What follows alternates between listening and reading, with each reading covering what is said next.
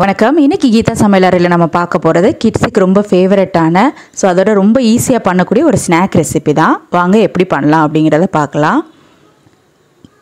இதுக்கு முதல்ல 3 கப் பாலை பேனில் ஊற்றிக்கோங்க. 3 கப் பால் கிட்டத்தட்ட 1/2 லிட்டர் இருக்கும். ஃபுல் க்ரீம் மில்க் தான் நான் எடுத்திருக்கேன். ஏற்கனவே காய்ச்சின பாலை தான் நான் ஊற்றுறேன். காய்ச்சலனாலும் ஓகே. இது நல்லா முதல்ல கொதி வரணும். இப்போ பார்த்தீங்கன்னா கொதிச்சு வந்துருச்சு. இந்த மாதிரி கொதித்து மேலே வரும்போது நல்லா மிக்ஸ் பண்ணி விட்டுருங்க. ஃபுல் க்ரீம் மில்க் எடுத்தீங்க அப்படின்னா தான் அதில் நிறைய ஆடை வரும், டேஸ்ட்டும் நல்லாயிருக்கும். ஒரு 10 நிமிஷம் இப்படியே கொதிக்கட்டும். 10 நிமிஷத்துக்கு அப்புறம் பார்த்தீங்கன்னா பால் பாதி ஆயிடுச்சு. நம்ம ஃபுல் க்ரீம் மில்க் எடுத்தனால நல்லா ஒரு மாதிரி மஞ்சள் நிறத்தில் வந்திருக்கு. ஆடை நிறையா வருது, அதனால் டேஸ்ட்டும் ரொம்ப நல்லாயிருக்கும். இந்த மாதிரி பொங்கி வர்றப்போ உள்ளே தள்ளி விட்டுருங்க. அதே மாதிரி பேனில் ஒட்டிகிட்டு இருக்குது பார்த்தீங்களா, அதையுமே எடுத்து உள்ளே தள்ளி விட்டுருங்க. அதில் தான் டேஸ்ட்டே இருக்குது. அடுத்து டேஸ்ட்டுக்காக 2 ஸ்பூன் சுகர் ஆட் பண்ணிக்கிறேன்.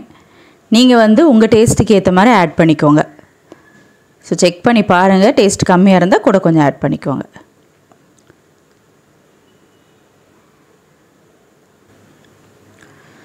நெக்ஸ்ட்டு பாதாமும் முந்திரியும் நல்லா பவுடர் பண்ணி எடுத்து வச்சுருக்கேன். நீங்கள் கட் பண்ணி கூட சேர்க்கலாம். ஒரு 3 ஸ்பூன் ஆட் பண்ணிக்கிறேன். உங்களுக்கு தேவைக்கேற்ற மாதிரி பிஸ்தா கூட நீங்கள் சேர்த்துக்கலாம். இதையுமே நல்லா மிக்ஸ் பண்ணி விட்டுருங்க. இப்போ ரெடி ஆயிடுச்சு. இது ரொம்ப கட்டியாகக்கூடாது. இந்த ஸ்டேஜிலே நீங்கள் ஸ்டாப் பண்ணிடணும். ஏன்னா நம்ம ஸ்டவ்வை ஆஃப் பண்ணதுக்கப்புறமே கொஞ்சம் கட்டியாகும். அதனால் இது கரெக்டான ஸ்டேஜ். இந்த டைமில் ஸ்டவ்வை ஆஃப் பண்ணி அப்படியே வச்சுருங்க. அடுத்து என்ன பண்ணலாம் அப்படிங்கிறத பார்க்கலாம். ஆஃப் பண்ணிட்டேன். நெக்ஸ்ட் இந்த மாதிரி ஒரு ட்ரேயில் மேரிகோல்டு பிஸ்கட் நான் எடுத்திருக்கேன். இந்த பிஸ்கட்டில் பண்ணுறப்போ ரொம்ப டேஸ்ட்டாக இருக்கும். இந்த மாதிரி அரேஞ்ச் பண்ணிடுங்க. இப்போ எல்லாத்தையுமே அரேஞ்ச் பண்ணியாச்சு. அடுத்து நம்ம பண்ணி வச்சுருக்கிற அந்த ரப்டியை இதில் ஊற்றிடலாம்.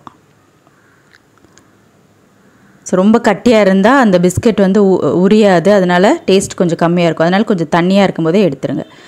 இதுக்கு மேலே பாதாம் முந்திரி பவுடரை தூவுறேன். நீங்கள் கட் பண்ணி கூட சேர்த்துக்கலாம். அடுத்து சாக்லேட் சிரப். இது ஆப்ஷனல் தான், உங்களுக்கு விருப்பம் இருந்தால் சேர்த்துக்கோங்க, அப்படி இல்லைன்னா வேண்டாம். அவ்வளோதான்.